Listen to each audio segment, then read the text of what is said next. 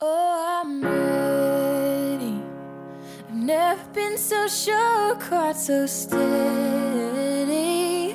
I'm gonna live my life to keep the promises I made. Even though I make mistakes, I know I'm ready.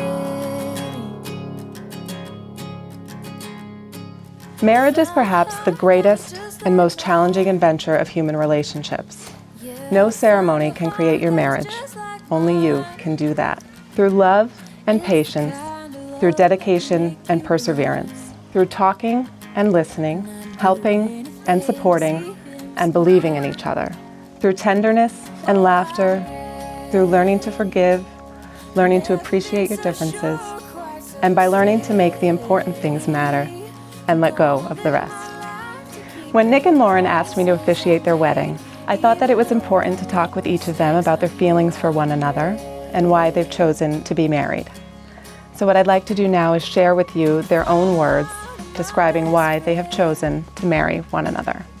I heard a song lyric recently that said, "It's the honor of my life to spend it by your side." And that is truly how I feel about marrying Nick. He is one of the most intrinsically loving and caring people that I have ever met. He is the consummate friend, gentleman, and partner. There's no greater example than his service to our country while enlisted during a very tumultuous time. But most of all, it is Nick's unwavering love and care and support of me that never ceases to amaze. And Nick, now your words. Lauren and I share many things in common, but what we love the most is the love and support we share from our families. Our families have been supportive of our goal to become husband and wife, to combine the traditions that we were raised having, to start our own traditions, and to make this family grow. When I met Lauren, I knew she was the one. On our third date, I introduced Lauren to a few of my friends who are here today, and my friends knew she was different. Lauren was the first girl that I took home to meet my parents, and I think that it was obvious to all that she was the one.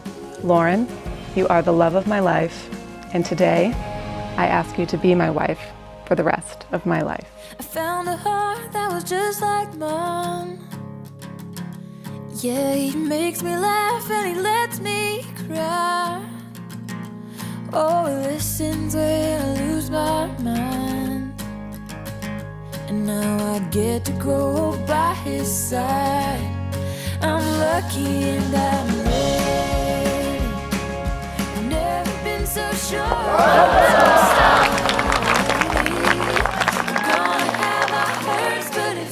Treasure of my life, just to spend it by your side. I know I'm ready.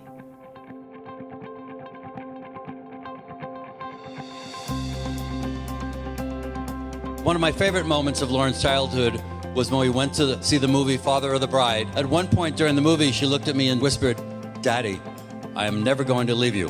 I knew it wasn't true, but it made me feel so good. Now that she has found her special someone, I could not be happier for both of them. Relationships were tough at times for LJ. In the summer of 2016, Lauren and I had dinner on the Cape, and I asked her how her social life was going. She said, "Awful. The guys I'm attracted to turn out to be jerks. The nice guys are really boring. But I met a guy earlier this week, and he might be a possibility." The guy was Nick.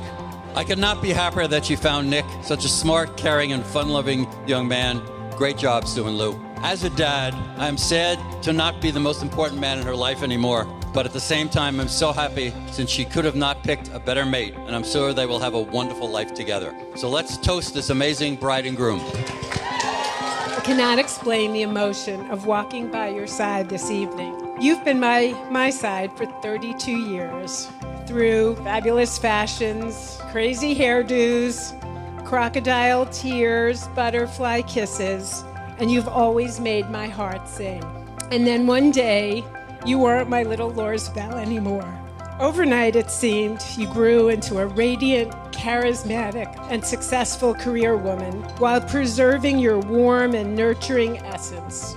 Nick, you have embraced our family and our rituals. You added a menorah to your wedding gift registry and tolerated onions and my latkes. You bring out the very best in each other and lovingly accept the few imperfections.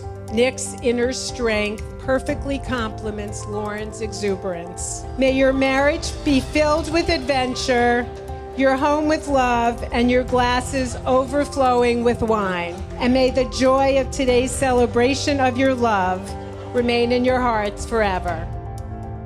Lauren and I met in high school, and I've pretty much been obsessed with her ever since. We spent our teenage years wearing oversized men's sweatpants, drinking iced coffee with extra cream and extra sugar, and eating Anna's taqueria. Let me tell you, the boys were really chasing after us. The day that Nick really proved himself to me is the day that I gave him the onion test. I learned early on in our relationship about Nick's hatred for onions and was upset to find out that they would no longer be an ingredient in my Hanukkah latkes. Prior to Lauren's bachelorette weekend, I went over to ask Nick a few questions like, what's her favorite pizza topping? Or who's the better driver? I decided to add my own questions at the end of the interview. I slammed an onion down on the table and said, if you love Lauren, you'll take a bite of this onion. He raised that onion up to his mouth and took a big, juicy bite, and then instantly regretted his decision. Lauren, I have no words to describe the kind of friend you have been, and I am honored to call you my best friend. I cannot believe that after 19 years, I'm watching you marry the man of your dreams. I'd like to begin tonight by recognizing a few individuals without whom we could not be here. So, to Nick's family, it's without hesitation that I can say that your family is one of the most open, loving, generous, and warm-hearted families I've ever known. You are one apple that has not fallen far from the tree. There are many of us in the room tonight that can say we do cherish your friendship. I'm sure that I can safely speak for them when I say that you are one of the best, most genuine, most authentic, and most caring friends anyone could ever wish for.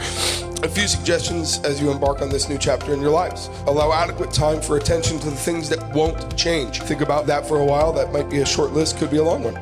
Take special notice of the things that do change. Ask why they change, ask how, and assess the impacts of those changes. Don't allow anything, large or small, to weaken these bonds. This will require massive amounts of generosity and empathy from both of you. And finally, give with your hearts to each other until it hurts, becomes embarrassing, or both.